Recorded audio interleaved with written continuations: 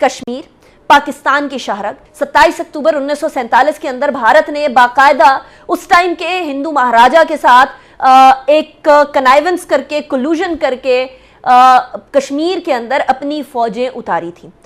اگر آپ نے ابھی تک ہمارا چینل سبسکرائب نہیں کیا تو ابھی سبسکرائب کریں اور بیل آئیکن کو کلک کر کے ہماری لیٹسٹ ویڈیوز کے بارے میں اپڈیٹ جانیں. بدقسمتی کہ ہم یوم سیاہ تو منا رہے ہیں لیکن اس کے بارے میں ہم نے کوئی حکمت عملی وضع نہیں کی جہاں ہم اس کیس کو کہیں انٹرنیشنل کورٹ میں لے جاتے یا یہ کہ ہم اقوام متحدہ میں اس کو اٹھانے کی کوشش کرتے یا اقوام عالم میں ہم اس چیز کو اچھالتے تاکہ وہاں پہ اس کے بارے میں جانکاری بڑھتی.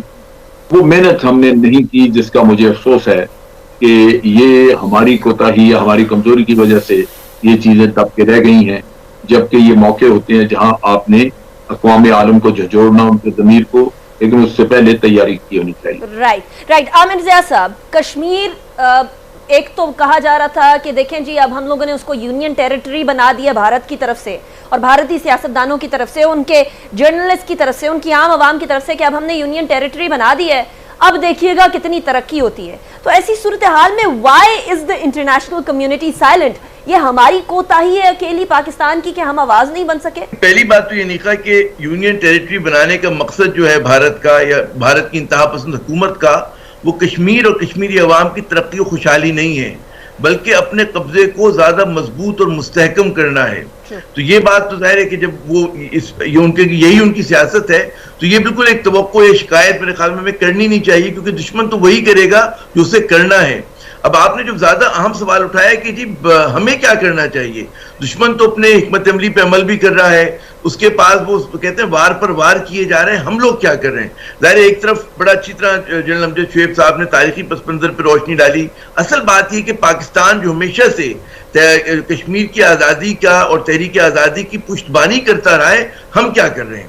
آپ نے اپنے ابتدائی کلمات میں پروگرام کی جو منظر کشی کی پاکستان کی سیاست کے حوالے سے اس پہ ہمیں سمجھنا ہی چاہیے کہ ایک ایسا پاکستان جو عدم استحکام کا شکار ہو جو معاشی طور پر کمزور ہو اور جہاں پر حکومت اور حزب اختلاف میں سر پھٹول ہو رہی ہو وہ کبھی بھی کشمیر کے کوس کو آگے نہیں بڑھا سکتا. ہمیں سب سے زیادہ ضرورت اس بات کی کہ صرف ایک مضبوط مستحکم پاکستان ہی کشمیر کا مقدمہ لڑ سکتا ہے چاہے وہ بین الاقوامی سطح پر ہو ڈپلومیٹک فرنٹ ہو یا پھر اگر ہمیں عملی اقدامات کرنے ہوں. اب حالات یہ ہیں کہ ہماری جو حکمراں اشرافیہ ہے مجھے بڑے افسوس کے ساتھ کہنا پڑتا ہے کہ وہ ذہنی طور پہ شکست خوردگی کا شکار ہے. وہ اس طرح سے وہ ایک لپ سروس تو دیتے ہیں زبانی جمع خرچ تو کرتے ہیں لیکن کشمیر کے لیے جن اقدامات کی ضرورت ہے وہ نہیں کر رہے. بات یہ کہ کشمیر جو ہے وہ ٹویٹ کرنے سے آزاد نہیں ہوگا یوم سیاہ منانے سے آزاد نہیں ہوگا آنسو بہانے سے ان چیزوں سے نہیں ہوگا. اس کے لیے جب تک آپ عملی جدوجہد نہیں کریں گے آپ جو ہمارے ایک ماضی کا فلسفہ تھا کہ آزاد کشمیر جو ہے وہ بیس کیمپ ہے تحریک آزادی کا ہم بھارت کے اس طرح دباؤ میں آ گئے کہ ہم نے اس نے کہا جی تحریک آزادی کشمیر دہشت گردی ہے تو ہم لوگوں نے بھی مطلب ہے کچھ اپولوجیٹک یا معذرت خواہانہ رویہ اپنا لیا ہے. جب تک پاکستان جو ہے مضبوطی سے نہیں آئے گا ہمیں اپنے کوس پر یقین ہونا چاہیے کہ ہم صحیح ہیں اور پھر دنیا ہمارے ساتھ ہو یا دنیا ہمارے خلاف ہو ہمیں کشمیریوں کی مدد کرنی چاہیے. جب تک ہم اپنی مدد نہیں کریں گے دنیا آپ کی مدد کو نہیں آئے گی. میں آخر میں صرف ایک جملہ کہوں گا وہ ہمارا عظیم دوست ملک ہے چین اس کے چیئرمین ماؤ کا بڑا تاریخی جملہ ہے.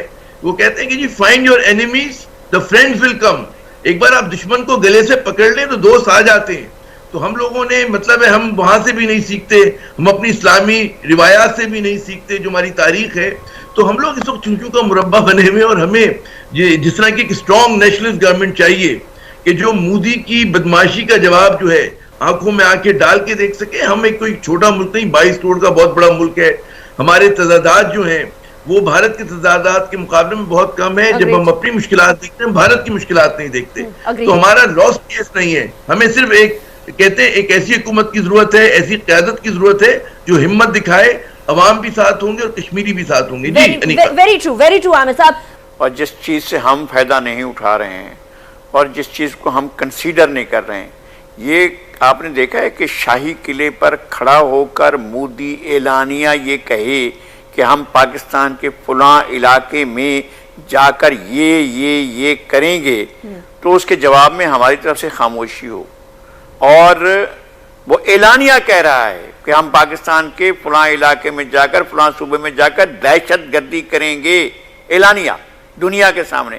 ہم اس کو ایکسپلائٹ بھی نہیں کر سکے، ہم جا کر دنیا کے سامنے اس اسٹیٹمنٹ کو رکھ نہیں سکے، ہم جا کر لوگوں کو بتا نہیں سکے بھائی ایک ملک کا سٹنگ وزیر اعظم اعلانیہ دوسرے ملک کے اندر داخلی عملی مسلح مداخلت کی بات کر رہا ہے اور اس کو پروموٹ کر رہا ہے. ہم اس بات کو دنیا کو سمجھا ہی نہیں سکے، دنیا کو ایکسپلین نہیں کر سکے.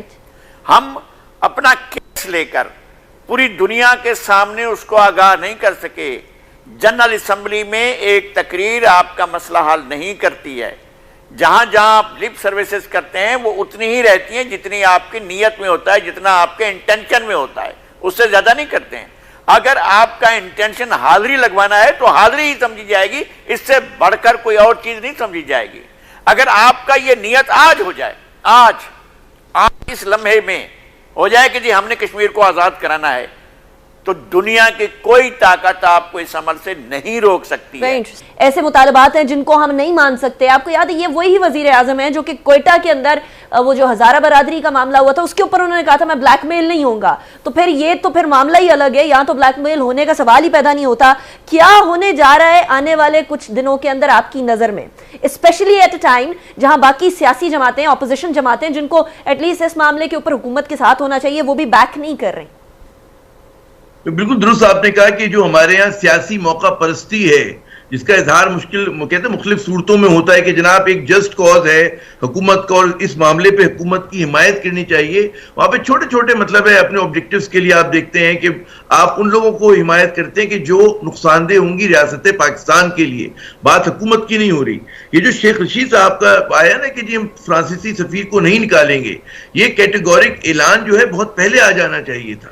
بات یہ ہوتی ہے کہ یہ جو کوئی بھی مذہبی جماعت یا سیاسی جماعت جو ہے وہ فورن ریلیشنز کو اس طرح سے ڈکٹیٹ نہیں کر سکتی. میں امجد شعیب صاحب کی بات کو آگے بڑھاؤں گا کہ جناب اگر مسئلہ ہے تو یہ عالم اسلام کا مسئلہ ہے. دنیا کے کسی اور 50 سے زیادہ مسلم ممالک ہیں، کہیں پر ہم نہیں دیکھ رہے کہ اس طرح کا تماشا بنا ہوا ہو.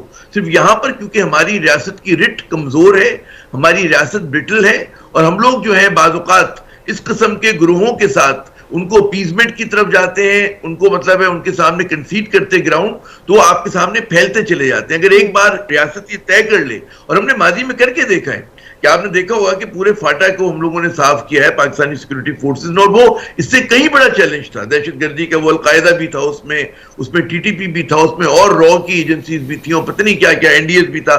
سب میں ایک ملغوبہ تھا جس کو پاکستان نے صاف کیا، جھاڑو پھیری. تو پھر ان کی کوئی اوقات نہیں. لیکن ایک مرتبہ بات کی تھی پولیٹیکل ول کی، اور پولیٹیکل ول یہ ہونی چاہیے کہ جناب کہتے ہیں کسی بھی ریاست میں مونوپلی آف وائلنس جو ہے وہ صرف ریاست کی ہونی چاہیے. Right, and nobody else should dare to do that.